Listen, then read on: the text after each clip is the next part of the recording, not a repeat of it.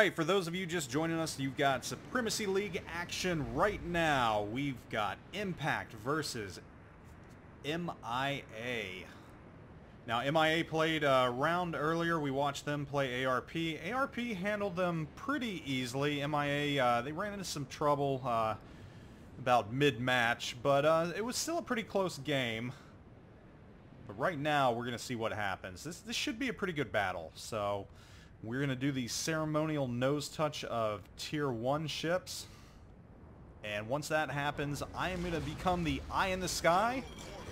And we're going to see this game unfold. So here we go. I would not want to miss hitting. That would be kind of embarrassing. I've heard this happen. Archer said last week it has happened before. Himself missed a ram, yes. Oh, I'm overpowered. I'm flooding out. There we go. There we go. And with that, the game will begin, the round, and they're off already. So right off the bat, the destroyers, it looks like Impact is going to do what they did as I saw them last week. Well, maybe not. Last week they went one destroyer per cap, and my sometimes I really hate the free cam on this. It really sucks sometimes. Yeah, it can be a bit of a pain. Yeah, so here we go. I think I got it under control. So we have mirroring comps here. The only difference is an Ognivoy versus a Lo Yang. Other than that, completely mirrored. Yeah, it looks right off the bat, Impact is going for each cap. They're going A, they're going B, they're going C, which that's exactly what we saw them do last week against TSG4. Worked out very well because TSG4 only had one destroyer. There's some pretty good spotting going on, and trying to fire. Kami just missed a couple shots right there, so let's see how this starts off. Very aggressive right now, right off the bat. Yeah, it looks like all three teams are all 3 DDs on this side as well. They're gonna definitely go and contest. You have 3 DDs or 3 caps. It's that's generally the idea. Yeah, it looks like Titusson is kind of slowing down a little bit right now. Not going into C, but that would make sense because there is a lot of aircraft around, and he probably doesn't want to give his position up quite this early. And Ognivoy, not quite as good concealment as the Benson, if I recall. What do you know off the top of your head what Ognivoy's concealment's at? No, I don't. It's entirely possible it's just over 6 kilometers, which is a little bit outside of that kind of nice range. Japanese ships generally get that 5.5 range. The Ognivoy may be sitting at around 6, but I know it's on the higher end with the Z-22. Kind of interesting setup right now. It looks like Kalorn is kind of turned a little bit away. It looks like he's going to try and get back into the mix right here. A though, let's move over to A and see what's happening. Yeah, I think this is where a lot of the action is going to come from. Over here at A. Yeah, they're just finally, MIA is getting some spots on that NorCal coming this way. They've seen a Moggy. They know the Charles Martel's here, so they know that this is kind of going to be where Impact's push is going to come from. You know, I really think that carriers are going to play a lot more of a key in this round, and there's the Lo Yang getting spotted, and pretty good air battle going on right now over A. Yeah, where CVs kind of have their planes is kind of like an early warning sign of where any possible aggression is going to come from. There is some good carrier play right there from yeah. Sonic Monkey. He just really both sides have taken a beating their aircraft. I mean, this is a furious air battle going on in A, but that's allowing the Lo Yang to cap right now. Yeah, he's been able to... Now, my personal opinion is the south spawn is quite favored in this map. Other people's may say otherwise, but... And there's Torps inbound. Torps inbound as well. Got Publord over there. Publord's just kind of sitting back and waiting. He's not in a rush to get out there. And again, it goes with what we were saying earlier, you know. Taking caps first doesn't necessarily mean that you're positioning yourself any better for a victory. Yeah, generally you're going to trade HP for caps early on, because you're going to have to get a little bit aggressive to take a cap, and you're going to trade some HP, and you kind of hope you don't trade too much for a cap, because yeah, it is just a cap. And Publord's playing it very, very cautiously right now. He's not going in there. He's not tipping this Loyang off to his presence, so I almost giving him a false sense of security, but B is going to be taken right now. Yeah, that's pretty impressive on Impact's part that they managed to kind of sneak B away there. Yes, they did, and it doesn't look like... I mean, I see the North Carolina just briefly. Are there any destroyers over by B? There is an Akazuki kind of hovering there, but it seems like they don't really know what to do with him right now, which is kind of surprising. Titusson has just launched a fair amount of torpedoes into the fog. We'll see if that winds up hitting anything right now. At the Loyang? I cannot see if that's a Loyang. I'm going to take your word for it, and it looks like they're going to pass over at C. Oh, over at C. Okay. They all pass through pretty harmlessly. Yep. I did watch that happen, and free cam just went back to my carcass. Yeah. It's really weird how free cam works. You know, sometimes it'll work fine, and then sometimes it just gets into this mode where it wants to fly all over the place, and you got to wrestle the controls. Yeah, definitely. Which is what happens this round. Kami has kind of found himself in an interesting position here. It seems like he's done a tactical nose plant into this little hill, and I know what he's doing. He's probably just sitting there, like you said in the last round. The Chapayev is just kind of sitting there playing passively, just waiting for that moment to light something on fire. Mm-hmm. Yeah, the Chapayev is she may look small, but she handles like a battleship. She's not very maneuverable, so staying safe can sometimes be hard, and sometimes it's the best way to just nose into an island and hang out for a bit. We got some action going on here at C. Impact is making a play for C. And both Neltak and Titusson are ganging up on Kevlar right here. So you've got an Ognivoy and a Benson just ganging up on this Benson. Yeah, they managed to rotate the Benson from B. They took B and they rotated him into C, and now they're just going to take it away. Yep, they have forced him out. The problem here, though, is there's still someone hiding in that smoke just off of C, isn't there?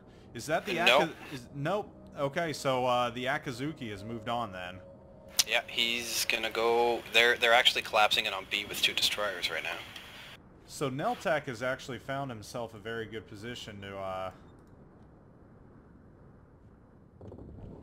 just gonna try and move in there and get his view.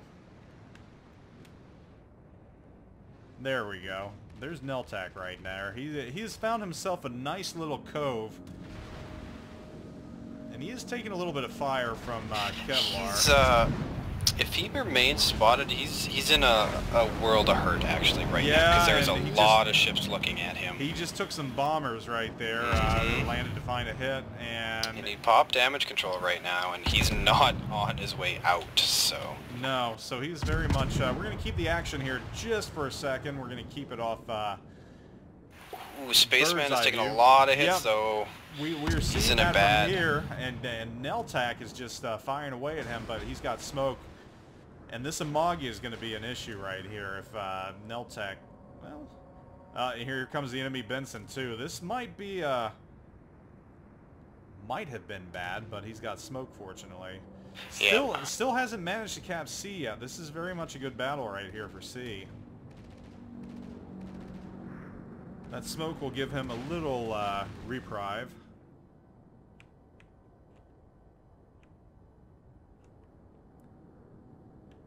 Yeah, both teams are trading, but Impact is definitely taking much more favorable trades right now. Slowly, MIA's HP pool is getting drained.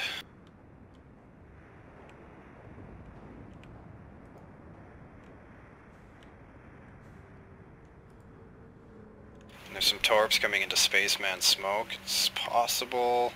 Yeah, he's going down. Oh, never mind. Went He under survived his, Oh. went right under his boat, like near the rear, so. Under the fantail. He gets lucky for the moment. Yeah, under the fan, yeah. He's lucky for now, but once that smoke goes down, like, he's got nowhere to go right now. Dear Wargaming, please fix your free cam. Firing torps at Neltac, that is going to miss him. A couple more inbound. Who fired those? Is that the Akazuki? Looks like the Benson Kevlar.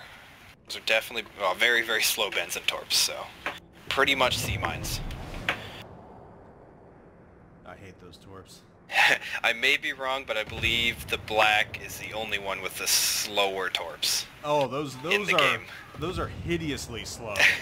They are fire and forget, because it's going to be a long time before you register a hit if you're going to get one. Well, Impact takes C, so that means Neltac is probably going to move on. I doubt he's going to linger there much longer. And yeah. Slowly but surely, MIA is taking damage. They've lost their Loyang.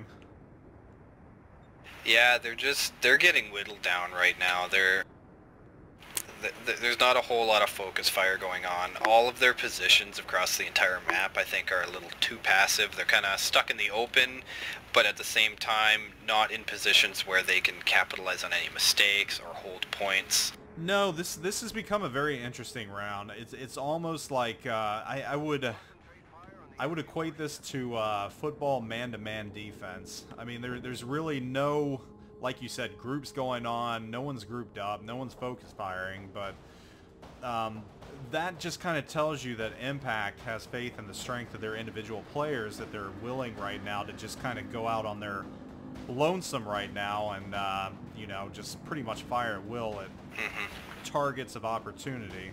They've got A now. They've got... Well, C is actually being retaken right now. Who is in C right now? That's the Akazuki that backed in, but he gets lucky in between the torp spread. There was a nice hole for him. Funny how that happens. We'll go back to C here and see what's going on. North Carolina took a pretty big hit right there. Another big hit. So, the remaining DDs on MIA's side, they are doing everything in their power to kind of contest these caps and keep this point, or try to get back to even with points. It's a good strategy, though. I mean, that's really all they can do right now. Again, you know. Yeah, they're doing everything they can right now. I feel like the cruiser and battleship positions across the board for MIA right now is not supporting the DD play well enough.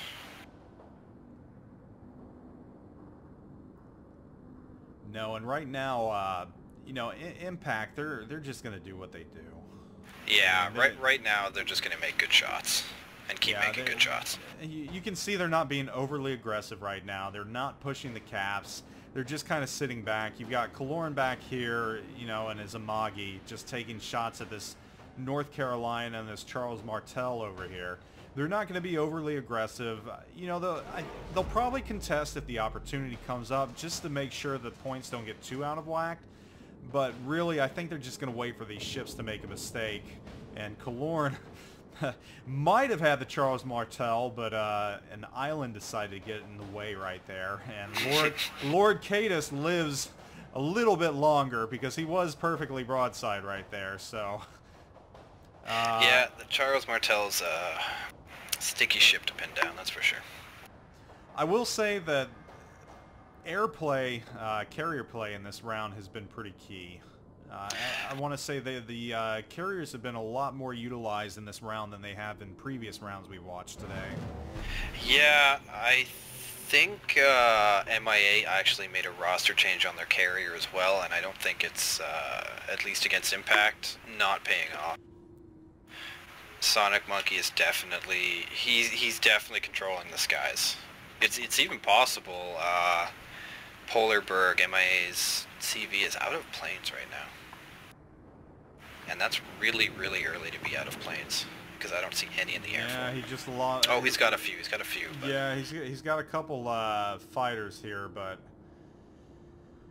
it looks like Titusson is gonna contest C. He's kind of, well, He's kind of peeking, but I think he's a little wary of those fighters that are there. It's going to be interesting to see if Sonic Monkey comes in and tries to... Well, here we go. Tigerson he's going for C. It's still a really close round, though. Yeah, even though HP pools on MIA side are really low, you know, if they managed to pop one of these DDs and maybe a cruiser or something, if they get a couple kills... Here we go. That Akazuki might be in trouble. A, yeah. Oh, no. And Duncan, and there's Kami Samurai right there, as we had mentioned earlier. Just kind of, yep, and he gets the kill.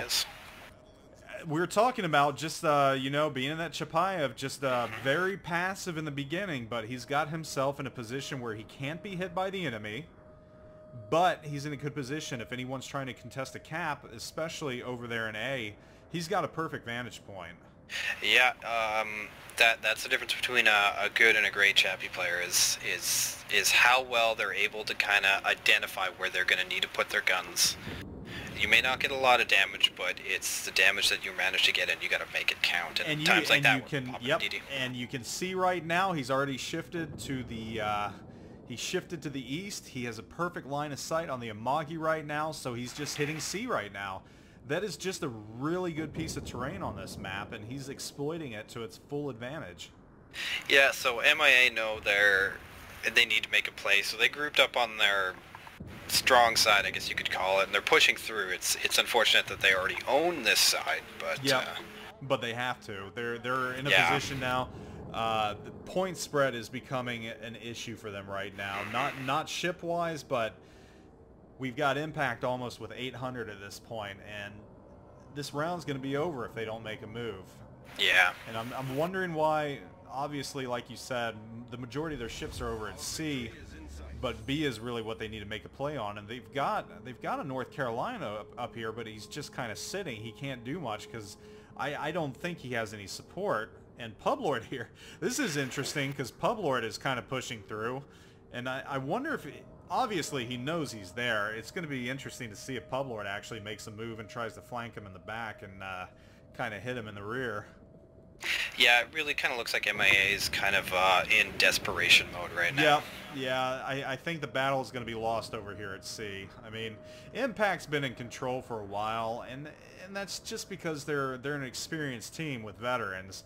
They're going to do all they can. MIA is going to do all they can at this point just to try and, you know, make something happen. And firing at Titusson right now, they might, well, not getting him. The Amagi and the Charles Martel, they're low health. Yeah, this is probably where the end is going to begin. If they don't lose on points already. Yeah, they're not getting... Oh, they get a couple hits on Denson, or Titus, yeah. But he's in smoke, he goes dark, gets away. Yep. And again, Kami just has that perfect angle right there. Fire away at the Amagi, he'll set him on fire, and there's really nothing he can do. And the Amagi's focused on Kaloran right now. North Carolina, I think, took some shots over at Kaloran, but not enough to do a significant dent. Yeah, they never really got their Chappie in a good... They had him over at MIA here all game long, and there was nothing ever to really radar out. We're going to lose our Martel right here. There goes the Martel. Lord Cadis goes down. Amagi's next. He's going to get focus fired. But with only 960 points out of 1,000, this round's going to be over in the next minute. So, you know, very, very tough matchup, though. I mean, again, Impact is full of veterans. You've got some great players on their team, and MIA being one of the newer teams. Not expected, but they still played them good. I mean, they didn't lose too many ships, and, you know, they're going to lose their Amagi right now. It just so happened that it happened in the end of the round where they had to make a move. So Yeah.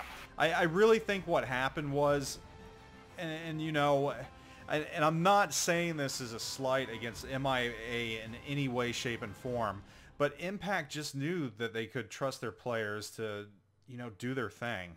It was just a matter of skill. Yeah, they definitely know the type of competition they're against. It's pretty much, let's go here, let's not make a mistake, and we win. As long as we don't make a mistake and just play safe, we're probably going to win. Exactly.